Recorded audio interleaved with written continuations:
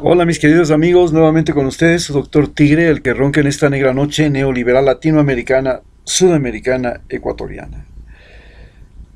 Hoy les voy a hablar acerca de la campaña electoral que estamos viviendo no solamente en Ecuador, sino en Estados Unidos, en Bolivia. Se viene también la campaña de Venezuela, se viene la campaña de Chile, se viene la campaña de Perú. ¿Qué es lo que estamos viviendo en este momento? Bueno, para empezar, nos asombra las cifras que muestran los gastos electorales en Estados Unidos. Para las elecciones anteriores, el gasto electoral fue de 1.800 millones de dólares. Hasta el momento, los candidatos norteamericanos para esta nueva elección han reunido y van a gastar 3.400 millones de dólares, prácticamente el doble que la campaña en la que Donald Trump fue electo presidente. ¿Qué desbarajuste, qué desastre, qué es esto? ¿Cómo es que un país en el colapso económico como está Estados Unidos, en la crisis más grande que ha vivido desde la época de la Gran Depresión, tiene dinero en estas sumas para una campaña electoral y se pueden pelear con tanto dinero? Es que el dinero en Estados Unidos se fabrica en una fábrica. ¿De dónde diablos sale el dinero? Esa es la pregunta. La mayor parte, dicen ellos, más o menos entre el 30 y el 40%, dice que son donaciones que son de 10 a 20 dólares. Otro 30% de las donaciones entre menos de 200 dólares, que lo hace la población. Y el resto, la diferencia, son donaciones de los multimillonarios, pero los multimillonarios ya tienen un límite, no pueden meter más plata. Pero hay unos sistemas especiales que recogen fondos para las campañas, pero no lo recogen como para el partido político, sino para el propósito. Vamos a luchar por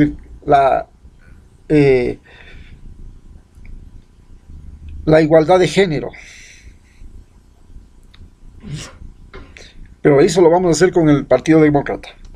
No, vamos a recoger fondos para la igualdad racial. Vamos para este de acá. No, vamos a hacer para evitar la migración, para acá. Para frenar el narcotráfico, para acá. Y así, con ese pretexto se reúnen fondos. Y de eso viene la mayor parte del dinero. Bueno, sí, nos ponemos a mencionar quiénes han donado. Y allá no tienen problemas los norteamericanos en decir, yo doné tanto. Yo puse la plata. He donado 3.000 millones de dólares al señor. He puesto 1.000 millones. Bloomberg ha puesto 1.000 millones de dólares, el alcalde de Nueva York, a la campaña de los demócratas. Bueno, pero ¿qué pasa en Ecuador? En Ecuador resulta que no hay plata para la campaña electoral. Son 140 millones de dólares que tiene que dividirse el Consejo Nacional Electoral entre los costos de impresión, el pago a las personas que van a las mesas, el pago y la movilización y el transporte de las papeletas, la custodia militar. En fin, ¿cuánto les queda a los partidos políticos? Bueno, son 16 partidos políticos y no les quedan ni 3 millones para la campaña. Se habla de eso. Y todos tienen que recibir por la misma cantidad. ¿Usted cree que con 3 millones va a ganar Lazo? Un individuo que dispone de más de 4.000 millones de dólares en su fortuna y que no lo va a meter por donde sea.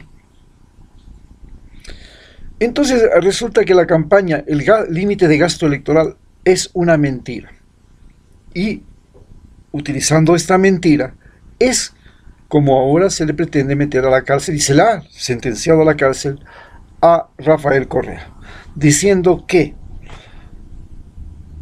él recibió sobornos de compañías a cambio de obras que se iban a construir en el mandato, no de Rafael Correa solamente, también en el mandato de Lenín Moreno. Es decir, en realidad fueron estafadas por Lenín Moreno. Ellas dieron dinero para la campaña de Lenín Moreno y Lenín Moreno no cumplió, no hizo ninguna obra. Hoy las compañías que hicieron más cantidad de obras en el gobierno de Rafael Correa, como la compañía Crespo, Erdoiza Crespo, pues ya está también en la parrilla, ya lo están persiguiendo, y así a otras, como la que hizo las conexiones de la red de internet. Bueno, pero ¿qué significa? ¿Cómo se vive esta campaña cuando estamos en pandemia? La pandemia es un factor importantísimo que influye en las campañas tanto de Estados Unidos como las de Ecuador. Recordemos que la pandemia es por un virus, pero que le afecta más que nada a Estados Unidos, que le afecta a Ecuador de forma espectacular y que afecta a América Latina de tal manera que ahora el continente americano en general es el lugar que tiene más mortalidad, más muertos. Esto significa que estamos al frente de una que se podría llamar crisis biológica y crisis ambiental. Porque los seres humanos somos los que modificamos el ambiente y nuestro crecimiento poblacional, nuestro crecimiento de las necesidades, nuestras emisiones de gas invernadero, de plásticos, nuestro consumo de carne, de animales, finalmente nos llevó a una crisis biológica que es la que estamos viviendo, esta crisis sanitaria. Hoy ya se ha puesto en problema en Estados Unidos y en la parrilla de las elecciones como objetivo fundamental lo que se llama la descarbonización de la atmósfera. Para la descarbonización de la atmósfera se están planteando primero las energías limpias que son producidas por el aire, por el sol, por la energía eléctrica, hidroeléctrica y las energías nucleares y el hidrógeno. Pero estas energías nucleares son sensacionales, han logrado conseguir que las plantas nucleares que antes producían residuos que se podían permanecer hasta 245.000 años, hoy una planta nuclear que produce energía durante 300 años solamente produce residuos nucleares que pueden ser eliminados en 30 años. Pero la capacidad que da la energía nuclear es absolutamente incomparable con las otras formas. Y se dice que es hasta más barata que la energía solar, porque las baterías solares son el gran problema. Estas se descomponen, tienen una vida útil de 5 a 10 años, cuestan un montón y no se sabe qué hacer con ellas cuando se acaba su vida útil. En el caso de la energía eólica se dice que las aspas y las máquinas que están ahí rotando y rotando también tienen una vida útil de 15 años nada más, mientras que una planta nuclear puede generar energía nuclear y puede generar vida útil por 300 años. Pero a esto se le suma el gran problema que estamos viviendo, el problema de la extinción y el cambio climático. Ya vemos que la temperatura ha cambiado en el planeta, está cambiando en el océano, se están muriendo los corales, se están produciendo más huracanes, se están produciendo más incendios, hay más periodos de frío intenso y más periodos de calor intenso, se ha descompensado esto. La extinción de especies se ha convertido en un problema ya denunciado en las Naciones Unidas. Se habla de una sexta extinción global, la sexta extinción del planeta Tierra producida por el ser humano. Y se entiende claramente que si se extinguen las especies, se extinguen el ser humano. ¿Por qué? Porque ya se ha comprobado que si un animal se alimenta de pastizales y desaparecen los pastizales, se muere pues el animal. Si un tigre que se alimentaba de una especie desaparece la especie de la que él se alimenta, también desaparece el tigre. Entonces estamos en ese dilema y en ese momento, y este es la discusión que plantea las elecciones en los Estados Unidos. Pero en América Latina esa discusión pasa por alto. Aquí a nosotros no nos duele, ni nos pesa, ni nos sufrimos por eso. Aquí, en América Latina, en cambio, lo que estamos viviendo, también lo viven los norteamericanos, es básicamente una crisis económica. ¿Y esa crisis económica en qué se traduce? Se traduce en el desempleo. ¿Y ese desempleo qué consecuencias tiene? Genera migración. Ya lo hemos visto en Venezuela, lo hemos visto en Guatemala, lo hemos visto en Honduras, lo hemos visto en México, lo hemos visto en El Salvador. La pobreza genera migración. Y, a su vez, las migrantes, cuando llegan a otro país, se ven víctimas de racismo y de sexismo.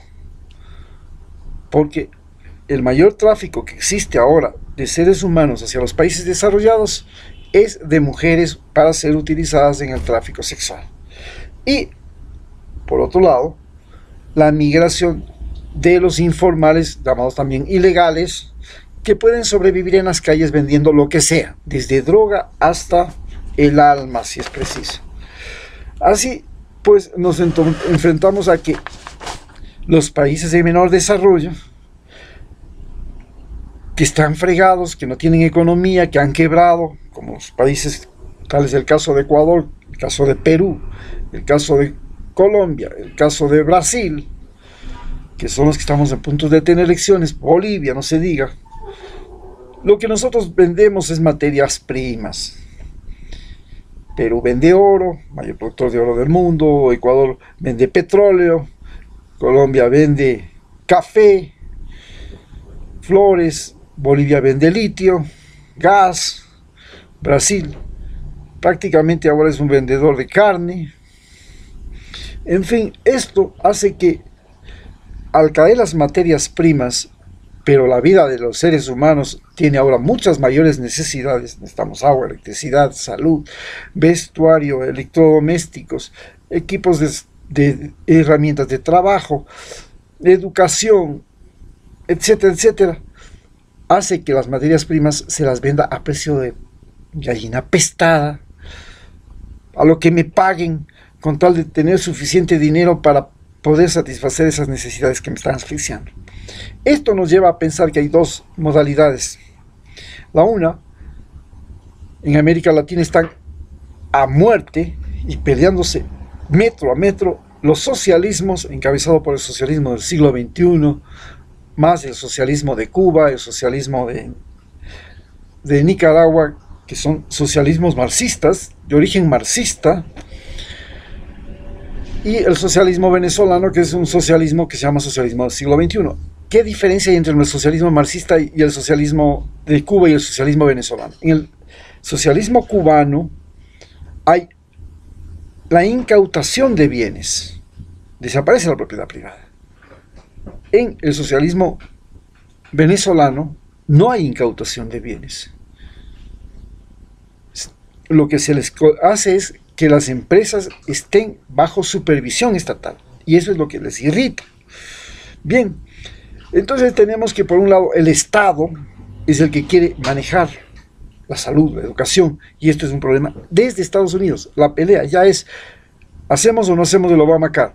Que Donald Trump lo hizo desaparecer prácticamente, y por consecuencia de eso es que quedaron desprotegidas millones de personas, y finalmente esas millones de personas son las que se enfermaron y las que no permiten reducir la mortalidad y la morbilidad.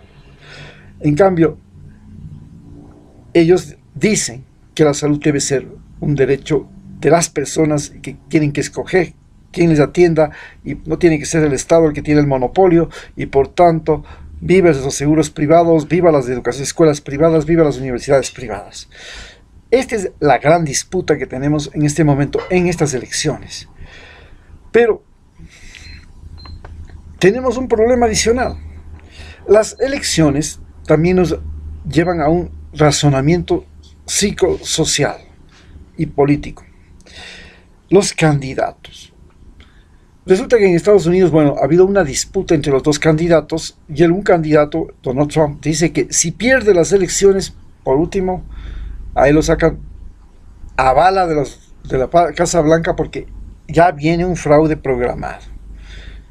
Esto se ha complicado con la muerte de una jueza, que era demócrata y que él va a poner ahora la jueza que le sustituye, y teniendo a la corte que está formada por 9 miembros, ya 4 de ellos son republicanos, 4 de ellos son demócratas, y había una que era la diferencia, esta jueza que se muere, él a través de la corte puede declarar que las elecciones fueron fraudulentas porque se hicieron mediante el correo, y en el correo hubieron un montón de trabas y un montón de problemas y de un montón de irregularidades, y por eso no va a dejar la Casa Blanca.